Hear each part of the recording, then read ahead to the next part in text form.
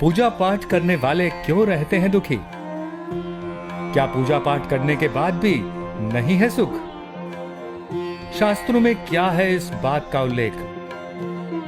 दोस्तों, आप सभी ने कई ऐसे लोगों को देखा होगा जो बहुत पूजा पाठ करते हैं लेकिन फिर भी वो दुखी रहते हैं, और वो कभी मंदिर नहीं जाते, कभी पूजा नहीं करते, वो खुश रहते हैं। ये सब चीजें देखकर कभी कभी तो ऐसा लगता है कि भगवान ही गलत है, भगवान का न्याय ही गलत है। लेकिन ऐसा क्यों होता है? क्या आपने कभी सोचा है? इसलिए आज हम आपको बताते हैं कि ऐसा क्यों होता है।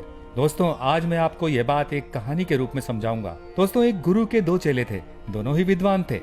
दोनों में फर्क बस इतना ही था कि एक भगवान की भक्ति करता था और दूसरा नास्तिक था। वो भगवान को नहीं मानता था। जो भगवान की भक्ति करता था वो जहां पर भी भगवान की कथा होती थी, जहां सत्संग होता था, जहां भजन होता था, वहां दौड़ के चला जाता था और भगवान की पूजा पाठ करने लगता।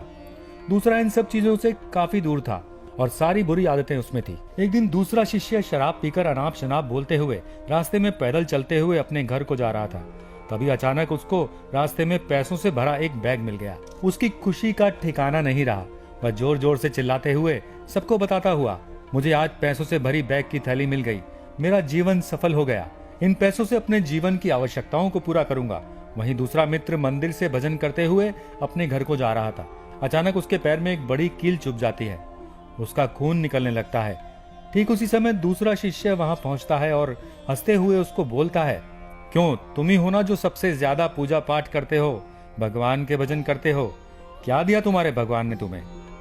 मुझे देखो, मैं कभी मंदिर नहीं गया, मैंने कोई भी काम अच्छा नहीं किया, मेरे घर में भगवान का मंदिर भी नहीं है, भगवान के सामने कभी माथा नहीं टेका, फिर भी मैं इतना संपन्न हूँ, अमीर हूँ, मेरे पास पैसों की कोई कमी नहीं है, सबसे ज्यादा सुखी जीवन जी रहा हूँ।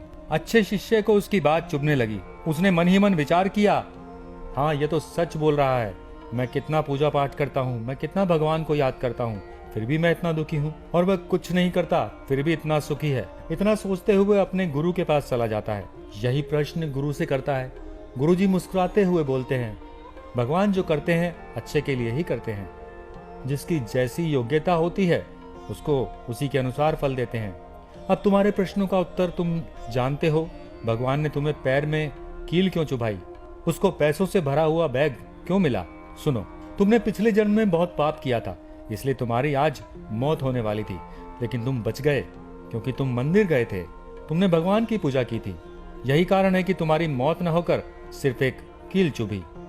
अब तुम्हारे मित्र की बात करते हैं।